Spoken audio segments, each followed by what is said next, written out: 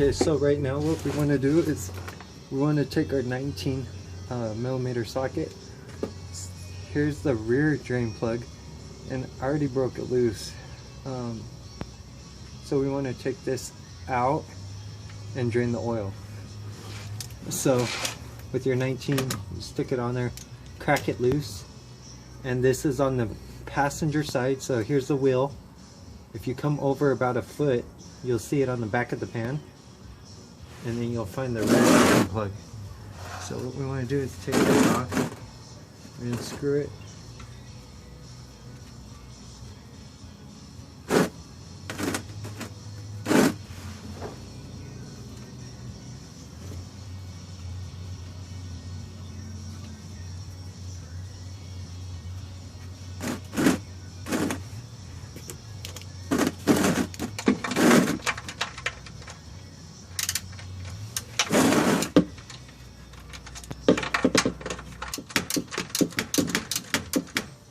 So one thing I was having a problem with was this actually unscrewing easy.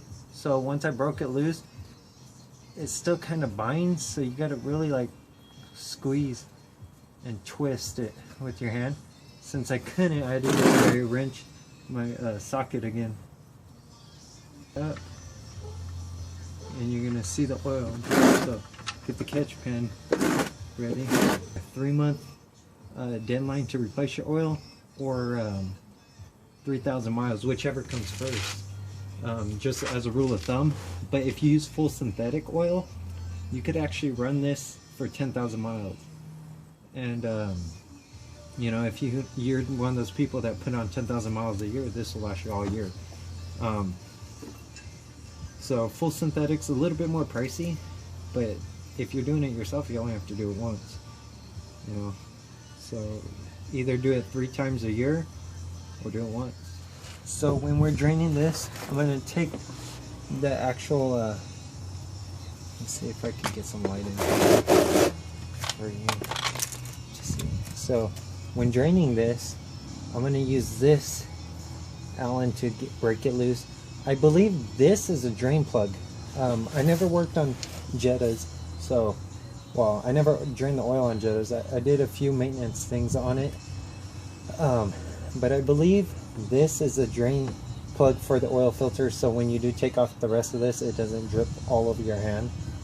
But we'll see when I start taking it off.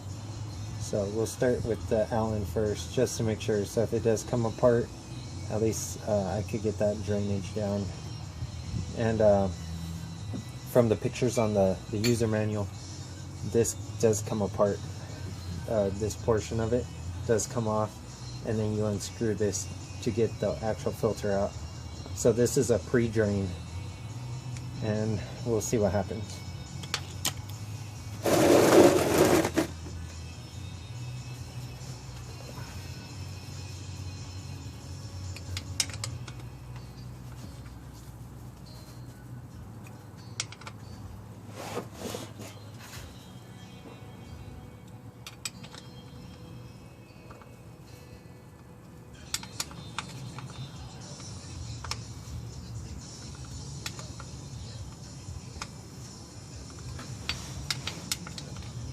Okay, so it looks like the whole thing is twisting on mine, but this car had the oil change before we got it, so they might have over tightened this or torqued it down and didn't tighten this as much.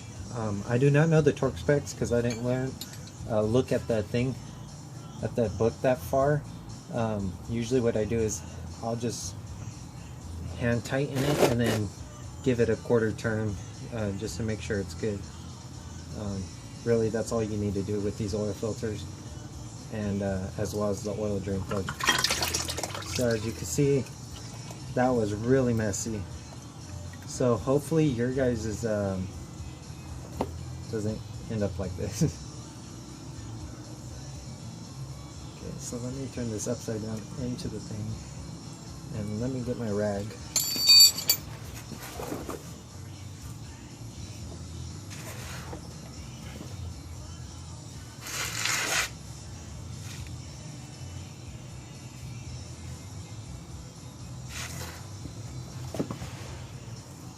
So yeah, it's like a big old cup that just fell out, and I'm gonna take it out right now and then show you guys how to put that filter in it. But before I do that, I'm gonna show you what the inside of it looks like. So I don't know if you can see that. But yeah, that's the inside. Okay, so when pulling off the filter, the actual filter, it actually sleeves over this, and this is what it looks like. So I like American cars and Japanese cars because they don't have this piece of plastic, you know. It's like a fiber plastic, but they don't have this. You just pull out the filter, drop it in the oil pan, not have to worry about cleaning this thing off. You just put the new filter back on. So one thing to consider with the German car is crap like this, overly engineered, no purpose. So let me get the new filter and show you how this goes together. So the people, they made a mistake and gave me the wrong oil filter. As you can see, if you have a 2002 Jetta, it does take the other oil filter, but if you bought it in 01, it's gonna have the old school oil filter. So mine's a 2002 with the 01 oil filter assembly. So the difference is it doesn't have the pre-built-in spigot thing, and it's a bigger hole. So the one with these tabs around the rim right here are gonna face down, and you're gonna push this into there until it snaps. It's gonna come with the O-ring and then the smaller O-ring. I believe the big O-ring goes right here around this. The smaller O-ring is gonna go for the tip of that, I believe. So mine didn't come out, so I'm not gonna worry about it. But once you got this in here, then you just stick it right back where you took it out from, and just hand tighten it. Then you're gonna put 6 quarts of oil. So as you can see, we installed the oil thing at the bottom. So we got the 6 quarts of motor oil. This one's 1 quart, and then this one's another quart. It's just gonna go in here, so you're gonna need a funnel unless you're real good and you could drop it in there. But you need at least 6 quarts of motor oil to do this.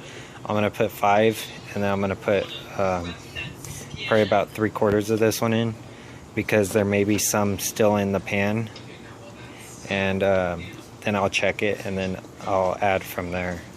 So once you add this, check it, and then add the rest of this. So maybe pour all the way up to, pour all this in there to about right there, and then drive it around, and then let it sit for about an hour, and then check your dipstick, go low, add the rest of that. If not, it's because it's underneath the pan, underneath this engine. The pan probably still has some oil in it, and there could be some still left up in the valves.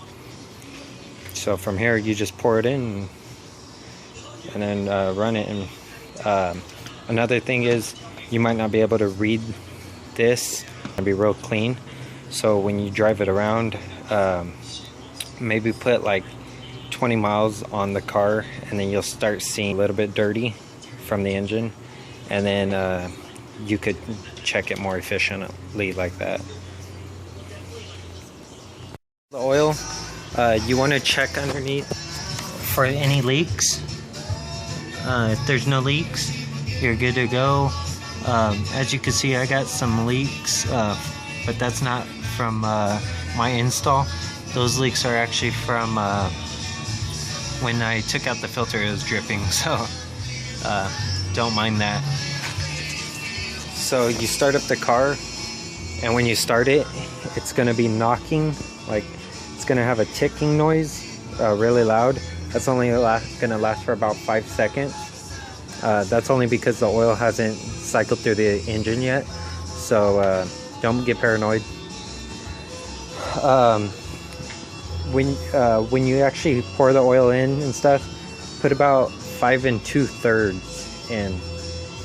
The user manual and stuff calls out for 6.2, but like I said, it could still be there could still be oil in the engine, and it'll register a little bit higher than what you expected if you put in the full 6. So let it run, let it cycle, check for leaks, and if there's no leaks, you know, drive it around for a little bit and then keep checking the oil, the dipstick.